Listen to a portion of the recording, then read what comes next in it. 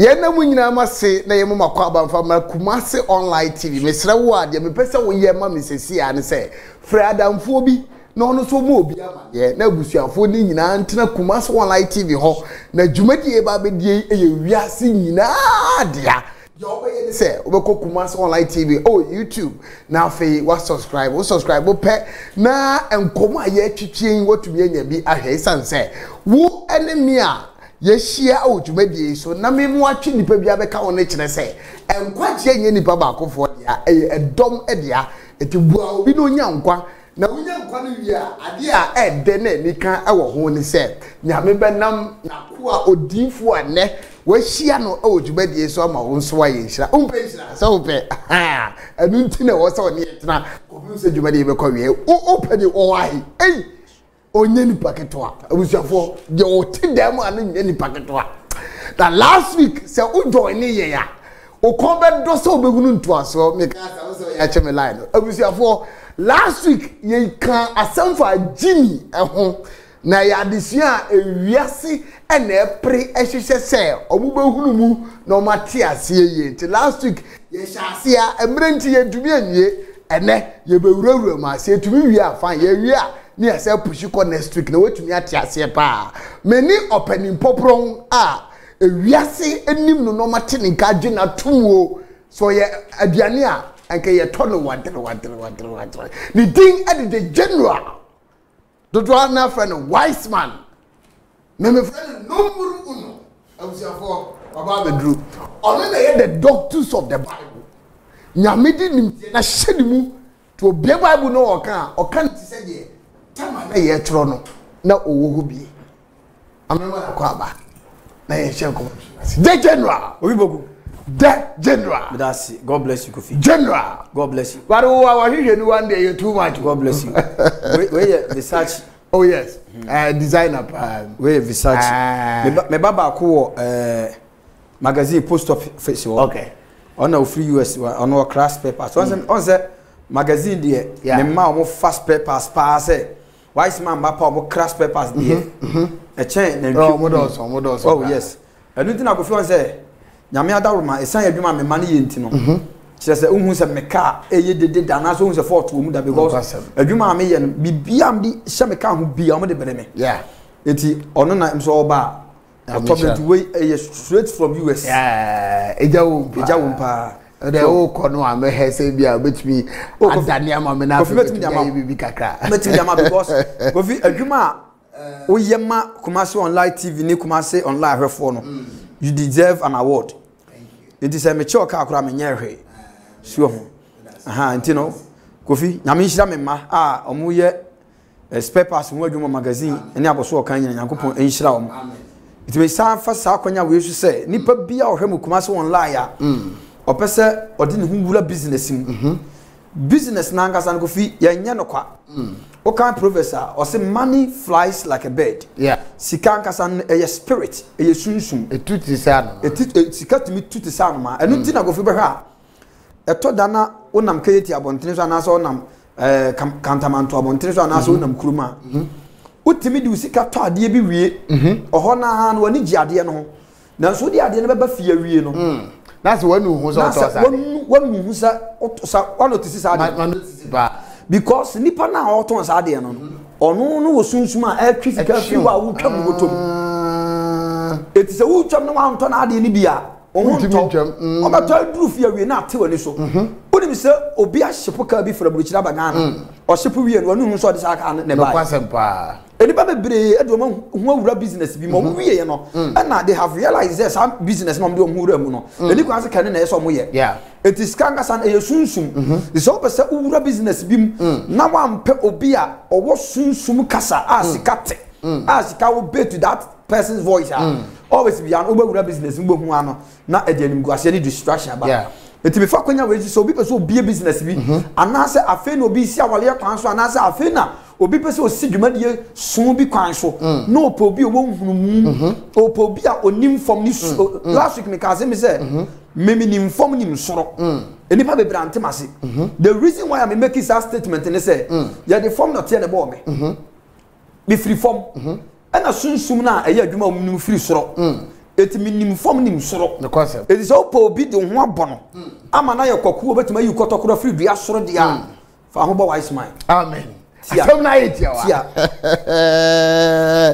we grade de we because ya na prelims we ye ni no we said that dey ba kwa say introduction keke na we fa ba you na ye about nkobo no cry simple but the next shedding so say dem kan ye no last week papa ja mi shira pa because mi shira o ma wo because last week check dey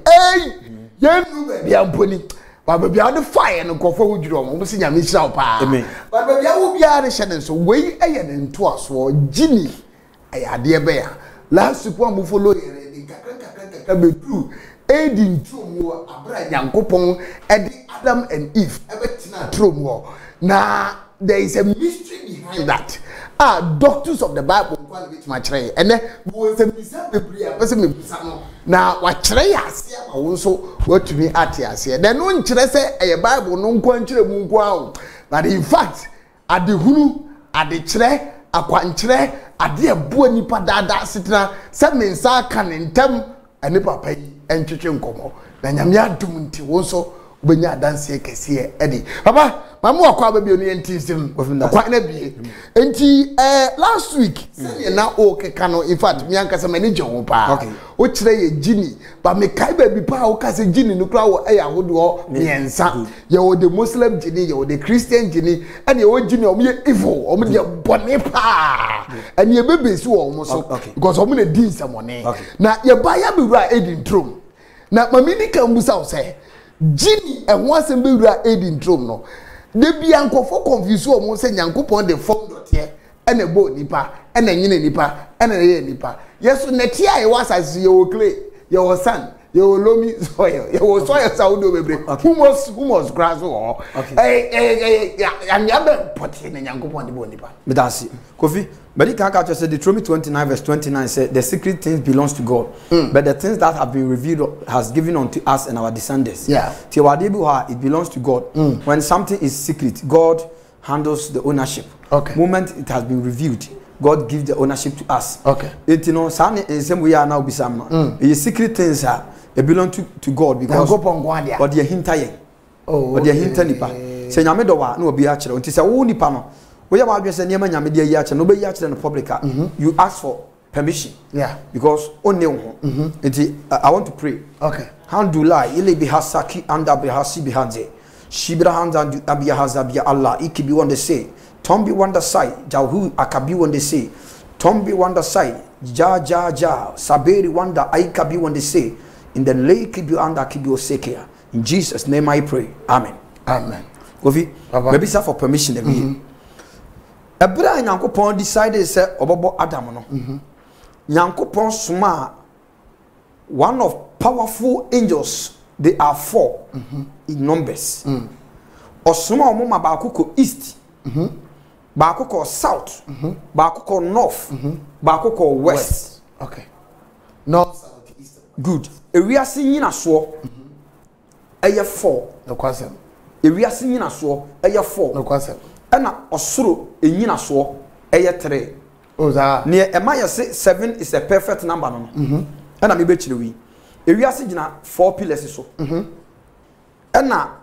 osoro number enya heavy number me fan say cosmos ewiem number enso ye 3 God the Son, God the Father, God the Holy Spirit ena ewiase number no so ye epoye atoye anafo ena etifi etikofi the NTS 7 year perfect ni say 7 year perfect ni say osoro ye divine na me 3 no any asase ye earthly na me 4 no ebebo mpunimpu it is 7 plus 3 plus 4 ebe ma 7 te ka 7 is a perfect number kire say osoro ni asase aka bom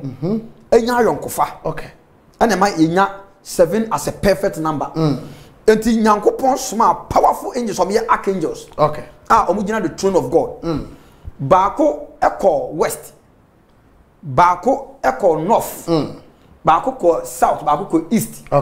ana nyame command wom no ko fa ho no tie ana nyankopon de sa epuoye ne atoye ne anafo ne atifi ahye enan so no ode sa no tie no emexe ye ana odi bo nipa the first enipa ye bo no Kofi enema kan history bi ama abibifo be hu se so ye bibini nipa bibini na wote asase yusu na wotie sabre ya you be proud of yourself. Okay. Kofi nipa nyame bɔ no kane no na oye bibini nipa nyame bɔ ne kane na oye chocolate na onye fita Adam asem na again Adam asem na making no ye dey na Adam ye black man. Oh na ye hwe movies amofo di ba ye a ye hwe movie ye bɔ Adam na fitai o ti akonya so ka se ono na broni na oye Adam fita no ono na nya ideas ye de cameras ano di kan eyi Adam movie nti ono yi Adam movie a onkofa wo bibini emfa me scene odo ono an color ana say e nada me be kira wade me be kira ba bia emuro fufiri. Okay. Kofi ana asema me kan hu be dwiri wi ase hu be dwiro enti nipa nyame bɔ wo mo no na omu aya bibifo aya Adam asefo no na omu ye black omu nya typical dark and as a black omu ye chocolate. Okay. Good. Kofi na sa nipa na nyame bɔ na oye sister Colbert. Sister Colbert no aya 90 feet tall. Oh, why is one 90 feet tall. Ye kwa say papa bia wo. Me say onyame de ne stature. Onyankopon de ne stature. Or the angels stature. And never bought Adam. Oh! It na say Nyankopon e TikTok na onu Nyankopon say ye moni pa we yesu. Ene yesu ban so. Eti ni e wo nyame mu no, say ne nyame ne abofo no tie no. Sa no de ye onipa. Because last week Mkacho said you can't give what you don't have. Untimi is helicopter and shame because uni ma dey for helicopter. You don't have money to buy helicopter for me. And as anti for good. But when you promise me a car, I'll believe it because you have a car. Yeah. What in the middle as it na Adam your sister Colbert 90 feet. What than his sister be say? 90. It know his sister Colbert 90 feet tall. Wow. Nyankopon di wiase anan emframa nan ho na tie and a ball Adam. It means say nyame ma nipa tumi ewa poye say nipa kwa poye oni ade. Yeah. Nipa kwa anafo a oni ade, nipa kwa tifia oni ade. Atoyen so a oni ade. Eti nyame ba bo wiase four cardinal points no. Na me di she nipa nsa. Okay. Eti nyame ba gi wiase ni Virginia, omo disappointing nyame. O kan last week good. Ana odi wiase ba che Adam na oye real de ma Adam. Kofi papa onim the offspring of white people. Abrofo asinufo no amone yebo mama nchira de the red people ana omoti asase so ya ka say the red Jews are omo ye black people Jew for no no omo ye tuntum atuntumfo. Hey, wise man. The red people living on this earth no now they were black people. Ugo Israel who shada who to do for we omo pa me be chiro ni ntia Kofi eti ni nyame shada de ne nsa boy ne ya bibifo ana emrofo ankasa no their offerings are from the fallen angels. Wise one abofo ne nipa ma ani buroni na nyame ka asemi kire o man no se niam de be hu asenso de a eda niam de me nsa yoye ane abofo no emma no eye wonani kosua ane won triwi dodo eya hweburoni ani. We are talking about a typical white people. Ebi ani e blue. Yes, mahubida. Ose omu triwi ane omani kosua ane mo mfa hu omo. Okay. Bro ni triwi so de bebrebe. Eti ya bibifo na yame de nsa yo yen. Jesus was a black man. Jesus Christo aya a black man no a Nazarene no a Rasta. Hey! Wise one. Jesus black man na oba asase so no. Ono oye 5 inches 5 feet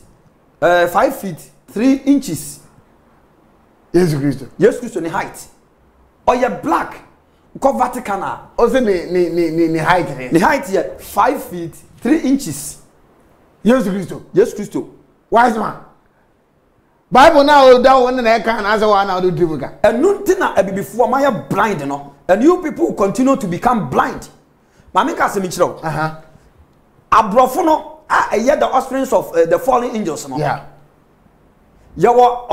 omo gods na na so omo anyame na na say omo fathers no. Omo na edi inventions ebe wiase. Yawo level bu na so opese wukọ. Na sa oskin no say one pot skin no from black gods no. No amedi white gods na chi a. Untimi invent ade bi da.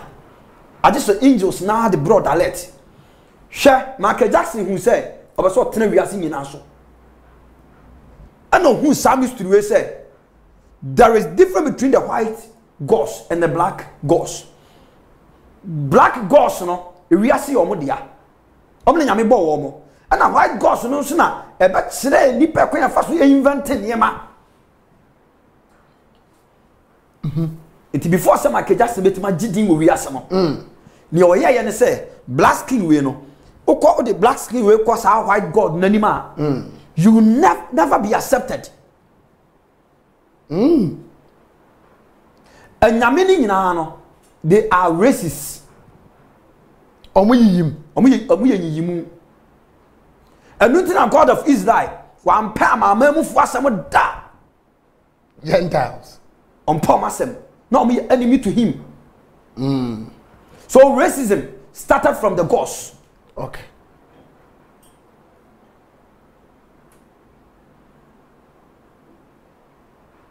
Ethiopia. Eti before say Michael Jackson betimi agidi we wiase no. It's all pony ni pedua. Black skin we Every black no. na odi ne ko wura Abrofo ni. several times. O change several times. And yes no. O shall say so become so powerful. Good. Could just safunya ideas to make a car engine na our black skin. Ba be kire wade bi. And who say the fathers of the white people no they are the fallen angels. Broni free asasi we so. Bibini na yakopon de nsa we no. Broni free soro na betena asasi so. That's the reason why more much ideas. And I'm trying to make you wiase na free ensem by deceiving us. Yeah. Kojo, Kofi. Kojo safo empon ho no. Na wa ye car engine si wa ontimi spark. Kojo safo start esase ya car engine 1990s ontimi hu akona ba fa so be spark car engine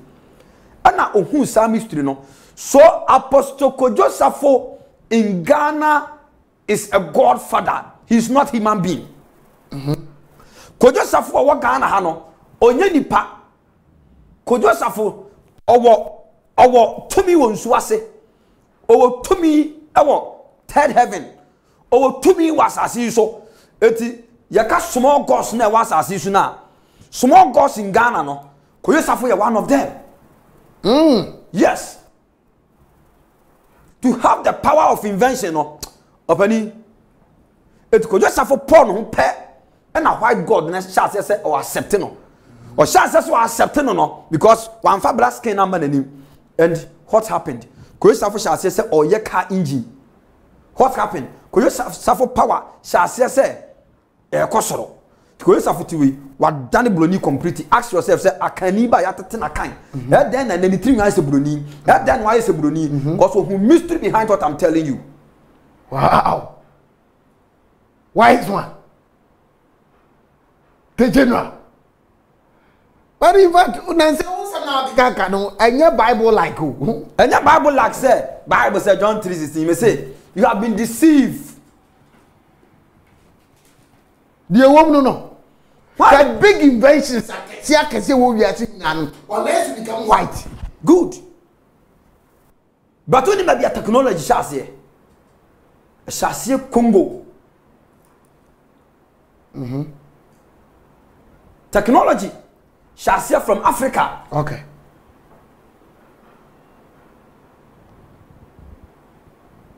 eti fallen angels no omo master na oda wo ma no ya fra ba ko Daniel ya fra ba ko Jamiza sankrofo no and ba kire nipa the cutting of root okay am na ba kire nipa how to make sacrifice to call the gods okay na Genesis chapter 4 omo ba sa su ba kire nipa how to invent dadie metal enti emrofo na hospital no omo free falling angels ose mo omo triwi ana omo ni kohua na mo mfa hu ba bi omo free ana Adam so ye black man na nyame bo wi ase de ma no eti ye ka se black man ye nipa nyame de ne sa bo na odi wi ase ma no so this planet belongs to us but we have been deceived hwe ma me ka se mi kire o ka chem hwe obi timi wo ba na broni aka kire ne se 6 months memang akura ni so is very stupid oh ya de wa ba o Kofi okoya na nurse for na mama tro broni reason why ya odi asa de hwe akura se ya funu na kwa akura no no ba ko ya duane ba ko ya nsuo Kofi me boa no kwasem bu na ma ko school no kwasem Kofi ba cho be boa no krepa eti akura wo se ya funu ma no musuo na wo no musuo pa eti aden ya be bo akura ba to wiase wem na obi be ka kire se bo so mi nsia mfa nsuo nka akura na no omo reason omo de ma no kra de odwo ho awon ti ase ni nyina ne se nsuo na ekọ akura no no e manifest ni bia ni ntri na adwene bia ya adwuma se wa ma nkura no nsuo na adwene no fam ana fa buroni di polo panie bebere di abeba ba Africa wo ba akura ketwa o pani kura ye wo panie ane ya na akura ketekete ya di yi fani ya di we fani ha ya di we woni ha ya di we woni secret boso me de boso me secret ni say sam panie na ya di wo ye mofra na abro mususa no omo de panie no won kura no the power of invention in their mind no they weak that mind wise one o tie ya wo bone ni bi na tie no me ka chiro say abrebu kojo sa ani akura be wona to obi ano o 5 days panie yesi wo 40 days panie yo 1 month 2 months panie o tie ka say a week nkwa ama is that say when you want to deceive a black man so kan wano a ompene be ko kan book ma be deceive no be deceive no big time me say ya mofra ni so apa ni ya burofo de wo mofra no e week o mo blaze e bi say ma Kofi oba nyankopon de ne sabon na eye if no na o ye very powerful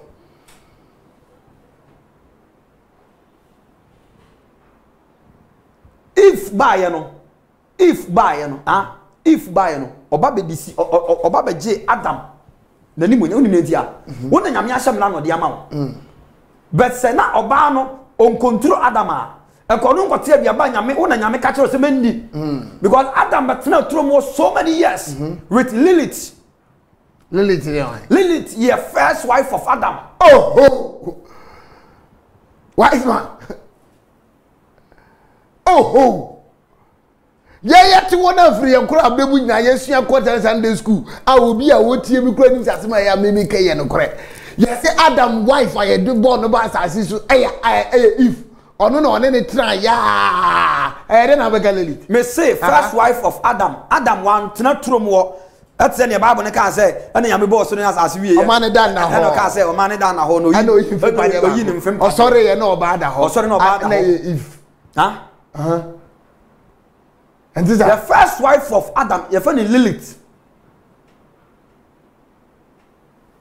Doctors of the Bible. Lilith, no. I make kind of one some. Only Adam, but now through so many years. No, a genie, na. Not on your genie. But Lilith, not only Adam with the same organs. Okay. No, we the same stature. But just like I say, organ and what Adam and him no, and no na it differ from Lilith no. Enti, nyame catch the Lilith ni say, be mani tire into men and wase Adam, and no say da. Enti time bi na Lilith ni be so okan da mo hye. Ma kire reason say, and na ye nyina ye nim say eye na normal akura asua and na ye kan na ho asan so oba ne be ma ehiem. Woni mi say oba na fom na ono be man nye den ena no so ena ye normal way of sex banche da way body bia good and obi anim the reason is say nyame bo oba de ne be share be ma ase eti bema bia wo soro oba bia wo fom ye na nanu ba ina style o my ya good ebi mu so friend bona asem oh yes good Kofi banche da ho ebo ne de okay mate why ade na ade asem ba nyam nam ka Kofi asem bia bia me da so enti Lilith and try so be bre no ho ase asha adamase eti Adam comprehend kire Nyankopon several times eti nyame ni Lilith be kasa so mre no ase nche Adam ase because on the head Lilith ati ase that time na fallen angels no abasa ase so okay that time so no na if Adam no ni Lilith no mo nti Garden of Eden o don't they no mo ti ase so but na nya Garden of Eden okay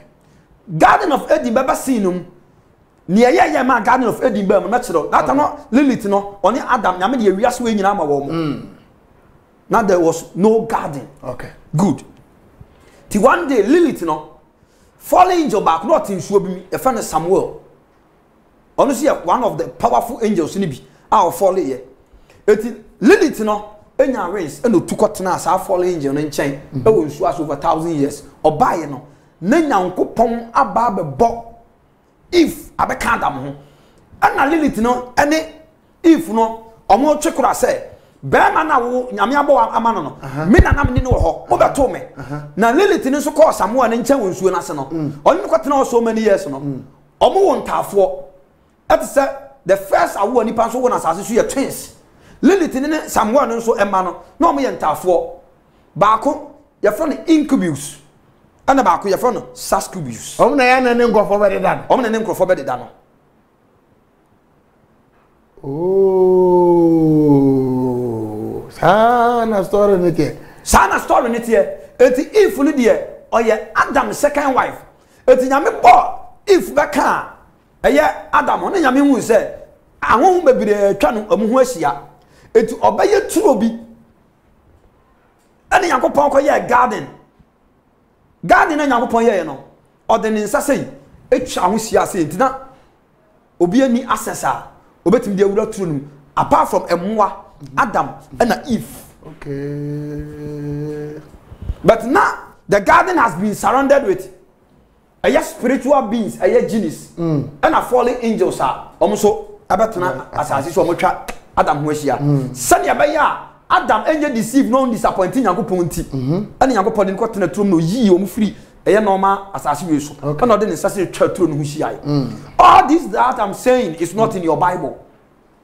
That's the reason why I'm telling you, you have been deceived big time. It is so bizarre, and not here. Yakopon di yo nipa. Akofa ewiase. Afa nine ni na. A nice year no not here. And not the boy Adam. And Adam was 60 cubits, 90 feet, and also a black man. Hey.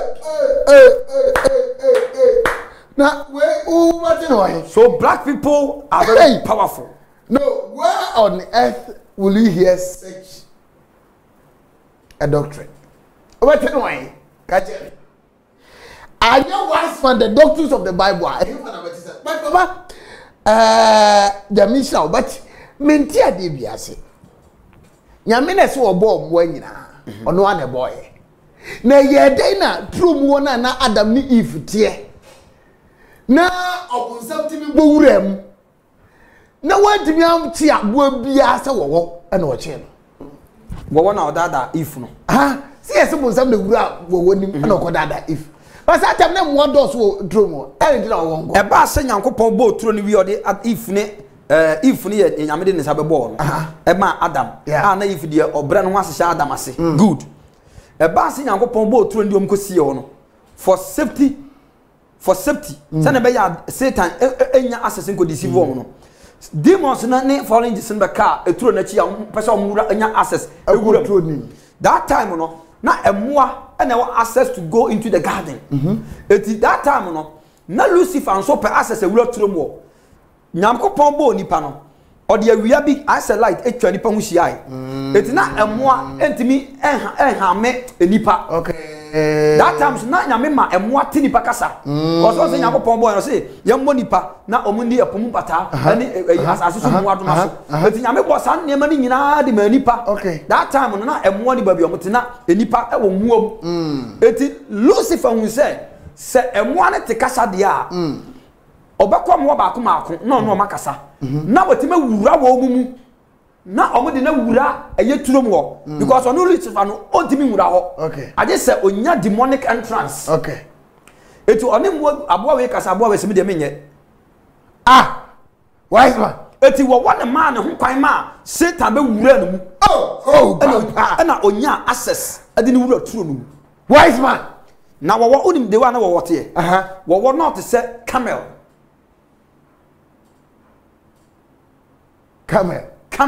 afrum bonko the content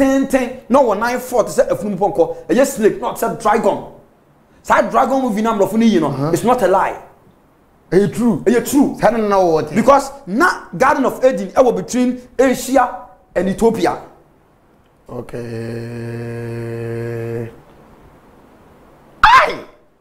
Papa we are too much. We are too much. Oh, Garden of Eden. Them go. Now it will between Asia and Ethiopia. Honana Garden of Eden war. Okay. Oh, baby, now go pon it to buy Africa. It am catch us in me Adam from a form no ye bibini. Garden of Eden is war Ethiopia. Okay. Our horses here na ready. Baby. Ebere ni pa ye bone no Nyankopon soma eye Gabriel e man be two sadua no yeah we be two sadua no no san de call heaven kosi ho okay teni hobio dabi eni hobio ensu yiri no Nyankopon dislocate na Garden of Eden no because na enuaba bi wo wa se nipa san akodi a omo be san aye foforo omo huwo for us not to live long no and Nyankopon di nsuo ni dislocate eye ye kan say Garden of Eden and as every na nipa dia obesan nya nkwa no Nyankopon tu fra asase so and odi san kosi soro as a Noah person nso yiri no Nyankopon na ewo ho nyame ma abofo bebo ho ban but Noah time na Nyankopon ka say odi Friday ne be serious no and osoma Gabriel and obe tu sadua no efri asase so san kosi soro and odi enuti na Nyankopon na ma nkwa no because medua na mankwa eti o kan Genesis chapter 3 osofo let me see I'm say 3 verse 22 ana kana me hwade 22 yanko Genesis 3:22 ye he na chakwa osofo yan kan ma ne so na Awurade Nyankopon kan say hwe onipa ayese yen ya ye spirit yemu ba ko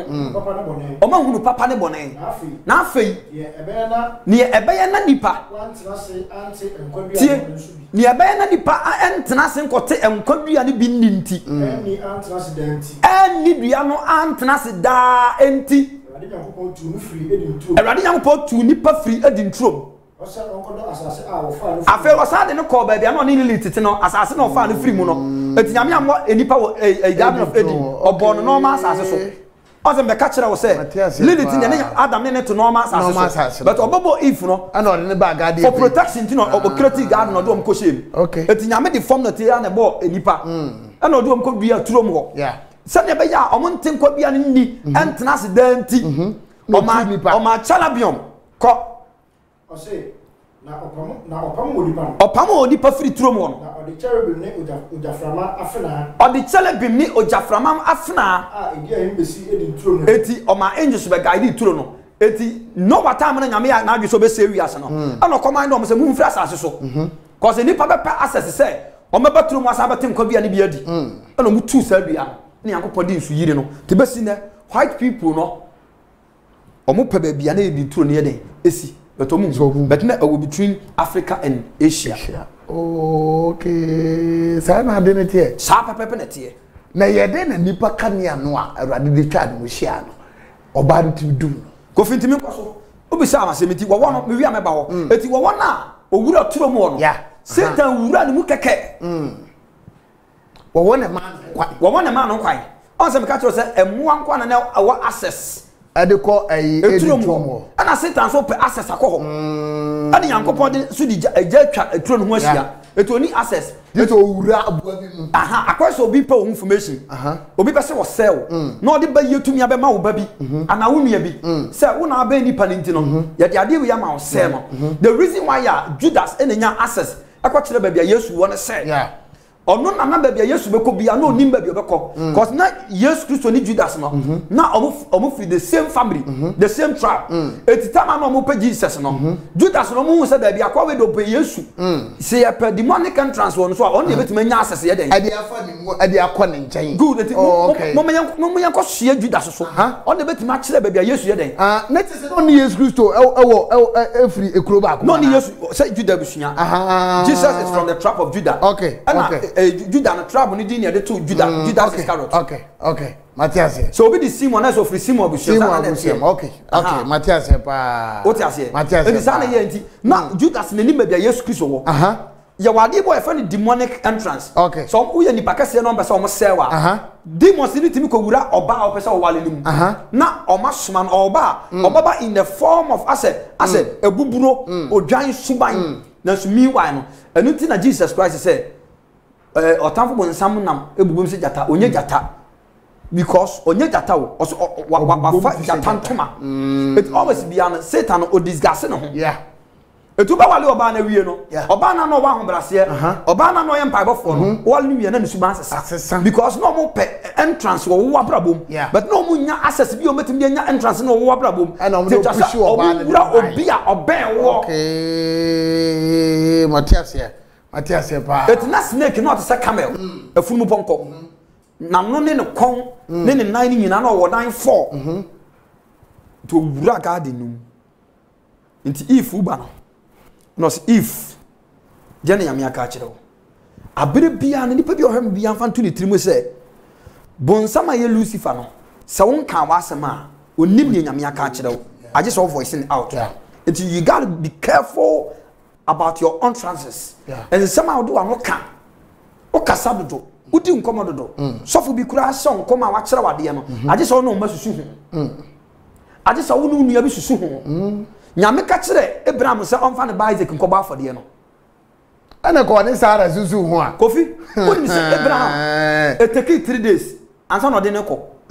it take Abraham 3 days no be so be ko na e ya wa ubo pa yesu ono na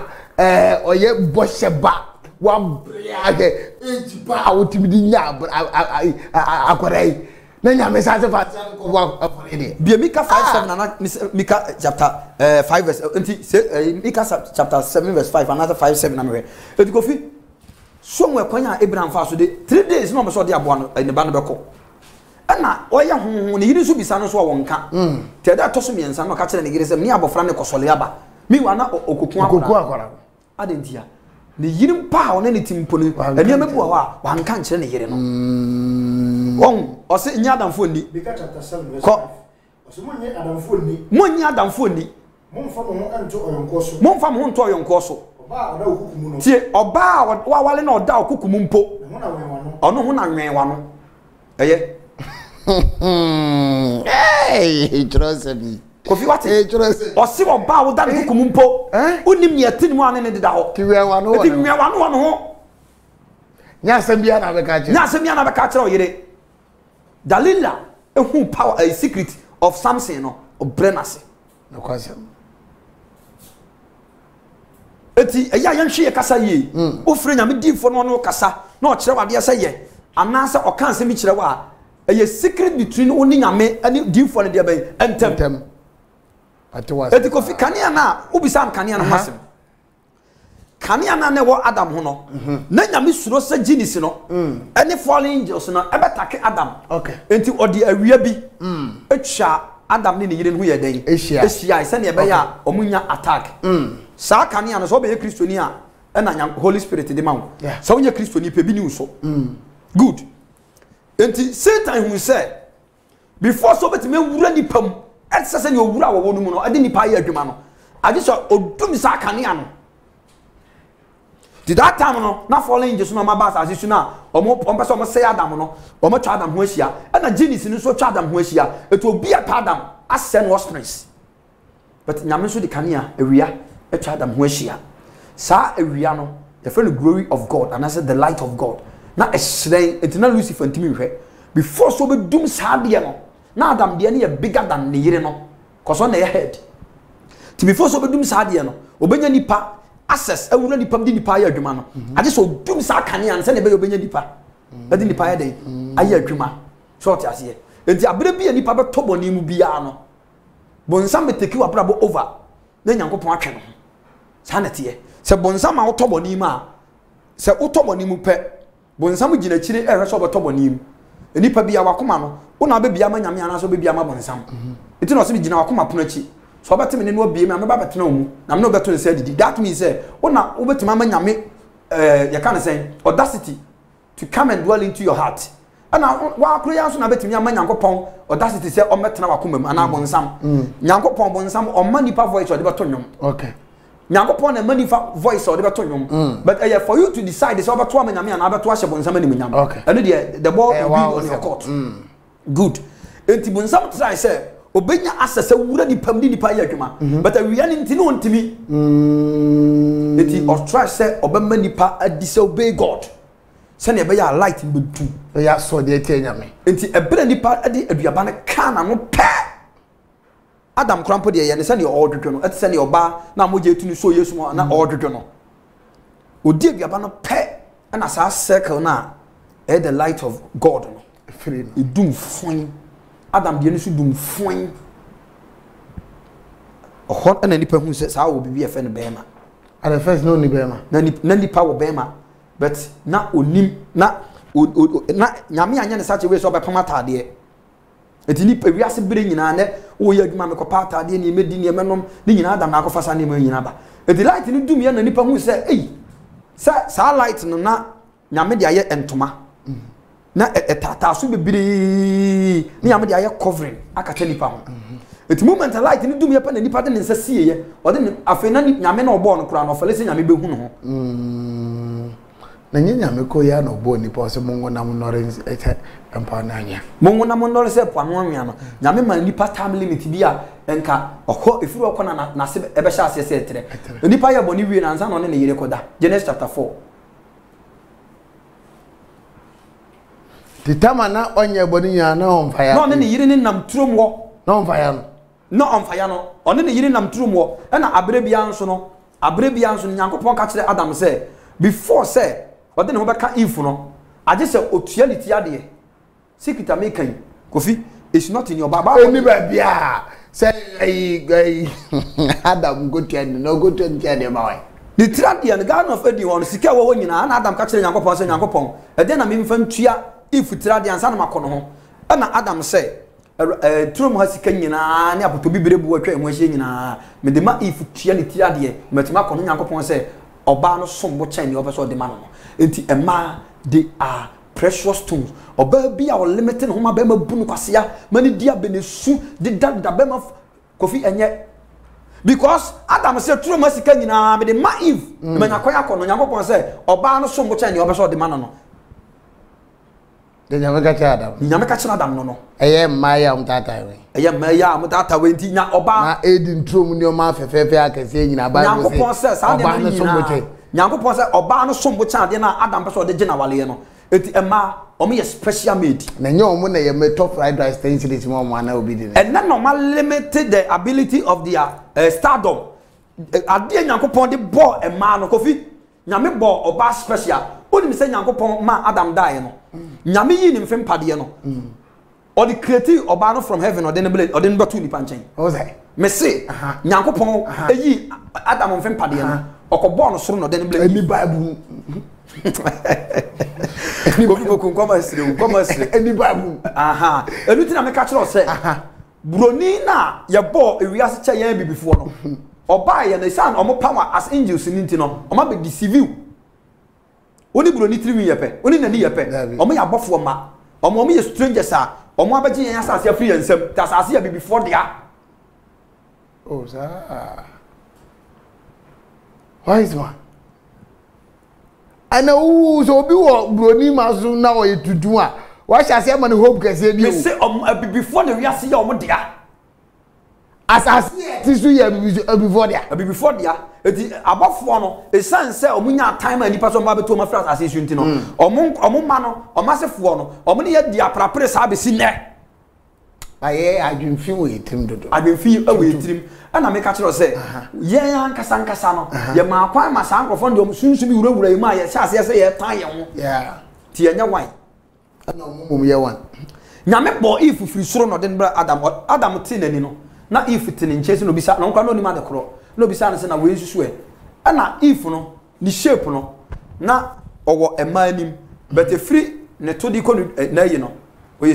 snake okwale sa asamo no bae no wa ye formless owo emanim ana owo snake owo ni se ni ye snake but owo anipa nan ana ni owo dua te se kanaman aya Lilith no good okoba no asesa okoba na ni wasesa shape eti ema ankasa no nyankopon ko bo mo soro no do mo bae no do mo beto adam aniti no oba na etewo no obisa otwedi ampon obisa Allah obisa ja se hwani ono se I am Elohim we ni oba o ne be wiase nyina na eti adam no onko ifu ho because ni nyankopon se o ma na de esom wo ansa no akono ho eti satan ana be ma adam access oyi sa cover na anya me de cover oba ho no ana ontimi ne nye bibia no oyiye to yi sa nkata so no and Kofi next week aduaba na if kodi ye no me ba be kire wa de cropoten anya apple ni so te se apple but na e lax akono atenka General Kofi na eye atenka lax they feel the feelings no na esa de ni bia se wo hu oba so okọ na se bi ne to soso na no mpokua soso na wo hu na okọ adono no sa lax no ena na adam di ye enom di ye no to wie ya no so hu so da deja na ko fa abrode homa na de kata no nipa ya bone na no opa so okova no ho no okotwa abode ha ba no de kata no but nyankopon sisi free suro na opa so okata nipa ho no okun odwan na de odwan no ehoma na kata nipa na it means say there is coming to be a time there will be a redemption because aboa na nyame ekun no nyame de aboa homa nso drum ho amoja kan ho ti nyame chire nipa say time will come someone will come and die and share his blood to give us redemption. Wow. The redemption started from the Garden of Eden. It's the death of Christ no and yet the death of Christ ye time ebekun no Bible say oyawufo mu nyina abakan nipa di kan wu wi ase Jesus ne di kan kunu de da ni wo na di kan si de da but nipa ni so no ne nya hu ni wo no eti nyankopon be yi ni wo na di kire nipa but heaven ni soro de no di kan wu ama nipa de da because tromo na ode ne ho ma redemption ko aboa ade aboa no ho ma kata nipa ho the general the number in the good cast for the so and Papa we go wondering before hey me I don't go to question because I am good power I go for Bible go be baby I go dey so we ya unsi ade nko akire do ya won ti ase don't go there don't even take your Bible and then begin to say it is never found anywhere in the Bible Papa and then the wondering hey, the doctors, good. The general, sanity. And the Musa way so. Every genie no. Hemra because I'm say ade. Okay. Say na ade na atwa Adam ne yiri nwa hia no. Say obonsam bowura wogom ema oma if dada no ma ne tie duaba ne bi di ema ne dumi ema ode ko ma Adam ma bi ne ozu di ema ade na atwa nwa hia ya na eduya yenso ayeti asase so no Lilith Lilith Genie and the falling angels no ekwan ba so no mfa so dum ye ni monyam Nyankopon de amai Kofi mi da ase ye wo ekwan ya Nyankopon fa so presi obi ani monyam ye obi wo Nyankopon presi ani monyam no mma so obi wa de to ne nsem what you say obi wa Nyankopon ye wo na ne nyame de ani monyam no star no abɔ no mma so obi wo nso ne nyame de ato ne nsem obi wo nso a ene de nyame kura sa de bi ahye nipa ne nam omo mo ye footballer no ne ma omo nya ni nyam no ewo omo nam na obu won so a onya nipa ni madom entem nipa pa na asem ntem no bu on so a ne die bi odi ne sabe ka bia na ye nhira na nim onyam wo ne nsem good sa kanea no enti se obi pese odum sa de na kanea na e wo so na abusua na e wu betum no se ye wo na that particular moment ni nipa obeba baji wawo anase nipa na asarande wawo hu ahia no se ba ko na o sa evil spirit na na so o sa genie spirit ni bia yawo na no anse yawo akora bia obi wa pagya no se oni di agro ti moment obi pagya se akwabo no bo so yes ana na wode ne nsa atom ma no so no ohwim saade no afiri ohwim saade na animunyam so ye ton ade na wayi afusu no otimi ton sunzuma sa na meka otimi ton ade koma abayidom anase saade no won nsam susu a onse ya ba wo akora bia no ye fa na akora che so okora no ho che ba wo no bia no amoa ne nsa eno na animunyam no e won nsam tebu on so bonso ni di agro na na obie ne nsam na afi wode ne nsa fa ne se no aka wa asi no ayi tubon se sa akora no besi so no yo be ye bia ni we eye because osa no star na nyame di twa no ho sia na gini bi nya access okay etini ba bibiri bre omo hwa no right now ne da so kire se o ye hero okay eniema wo hu kire se nyame bon special eniema twa no ho sia kire se nka o ye nipa kase but physically no eniema eye outcome ese ko nya na bra bom ntimi ma because ya tanisi ni image na bra no so okay ida sakodi falling in jowa na sakodi gini ho anase se obi kobosom so a ha me fa se kobosom so a before se bosom no betimi di bonsam tumi aboa wo no se sa animonyam ni bi wo so a before so betimi di dufa amawo anase betimi di ade bi amawo amana nti obi a wakobosom so bia sa glory of God na ye light na ne bi wadam so no se ya wo ne bi wo so pe adum obi akọ aduro so da okay ti before se conform betimi ade because sunsun na ode beboa no enye the spirit of God either say owo genie anase either say fallen angels fallen angels to me and I want me ya conform no more fallen angels no omo ye powerful chen omo a omo ye genies no okay they are conform be a powerful chen bi enye agrada mo de ye omo titi agrada oni dwie oni bread say oni dwie edwie say oni to me oni hwe ordinary na didie agara na titi ordinary na de Ghana for na ngasa na bi mu huro manim kosoro ayete kroma na agrada be ka kire ye say wakoba bia kwa kogi tumi na okwaje ne iska gale no before somebody tumi no ebe ma no o ma no yini tiri nyina agu ba je boa that time na agrada na adwini mu na ngasa that time na style opeso ye no Ghana for bi huro manim kosoro nti kofie se sika gale tumi ne betima produce sika amanipa na ye otiri na betwa de a ene agrada ntwa ne tin so o da so produce se sika gale ne de a ene no kra na se na nya no kre ba se ni tiri ye fu bebre ene na ma hu se ye game work bi no mo ye o mo ni tro kofi Ghana nyina open nipa oyo comfort wo power mi money di wa ha onu kwa meka sense owo bibi omo te show boy ene ho amu nyina kofi eye bibi no omasua no omudidi o ma dwene ho ebi ti se ye kan sen kwaku bonsam ne akoye fa no kwaku ba akoye ya osi Yesu ni hui buru afini din ye fra no bibi osi Yesu ni onye bra mo hye o ba ko bi ka ho ebra mo hye mpo de se si ya fo mpo de o mka nyansasem kakra quotation master osi nyame ni osa akwa no osi na namabosum oni hwe konfo abo DSTV konfo a Yusuf V8 to ye nipa konfo a wapo ho a ene wo de ewiase niyama na etu o ye nipa ade konfo ana me ka tell say me say Ghana konfo bia ni a otumi abotimura eze da mun tingura mu we fie na de fie 2 million enti sa kwa konfo no before say obetima ye bibia boa wo no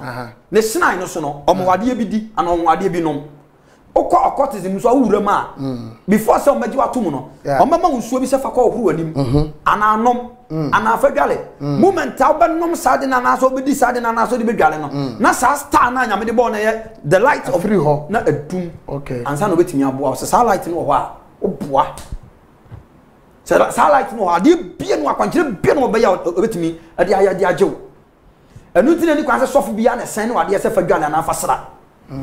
cause enei no obu ha obama ade se fadwale no na oba be dum nyame ani munyam na wo so no because onim efom onsa nim soro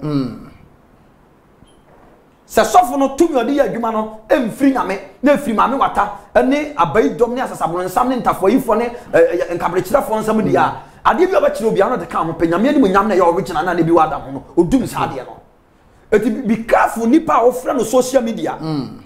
enya ade sensen bia na esika kokko ene aburokire ni TV ho or social media ho and or Facebook live no who say o se nya won na sim say rade Matthew chapter 7 verse 21 and because je won na ye jana pade te na obi aso ye difo hwan who is who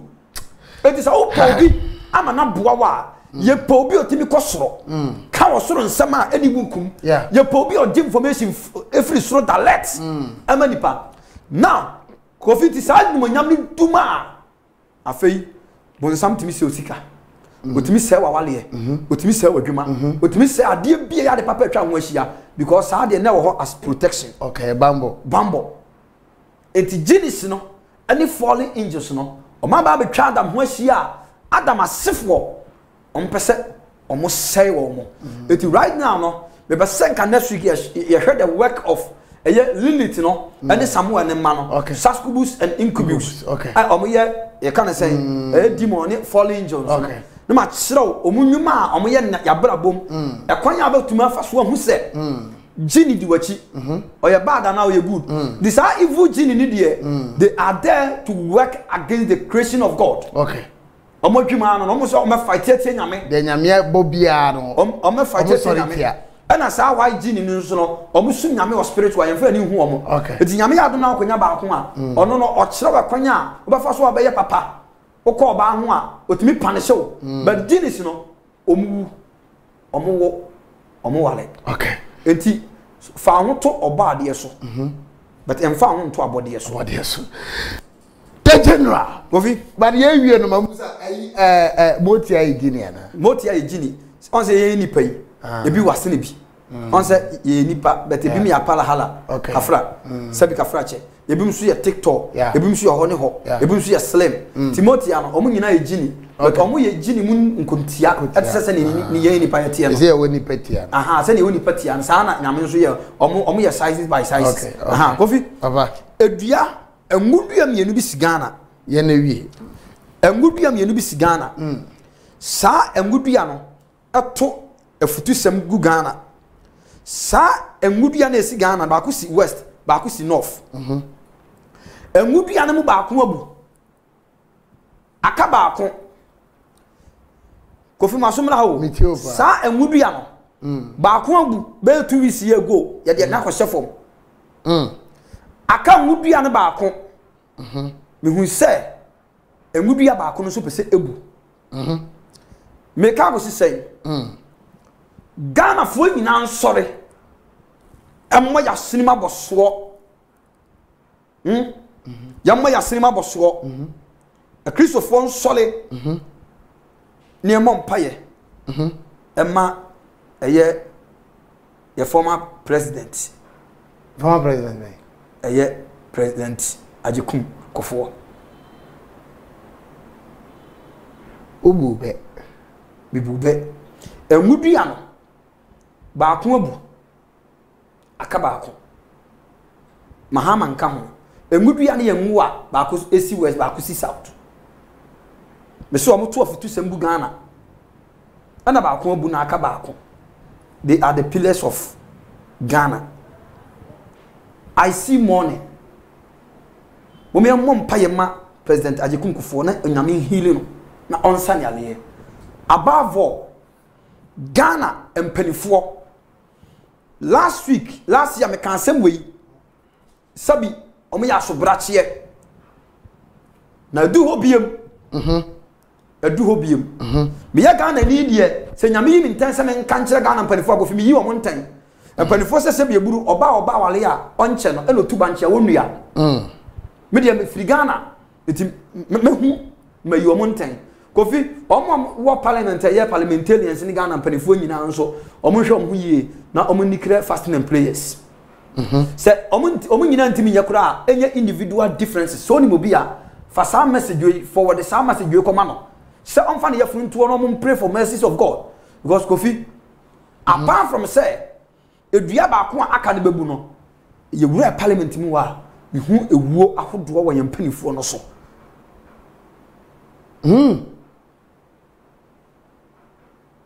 so Ghana should pray for President you can say John Ajekum Kufuor, the TikTok man, Ghana and Solenia Monpai man. Half a Ghana Penifon so and you know no Monpai near Chatwa. There is going to be as I'm talking right now. Me who pray be as a cabo. Na me who say we see kumo a free kotekeba. Kofi a rather left him a spirit coin me who say pray be abashiase our kotoka and landiye. Kofi Ghana afiwe ya hwe aye ntense papa me say me hu pray bia eba land na nsiye na pray no so no na efri United States but na e kago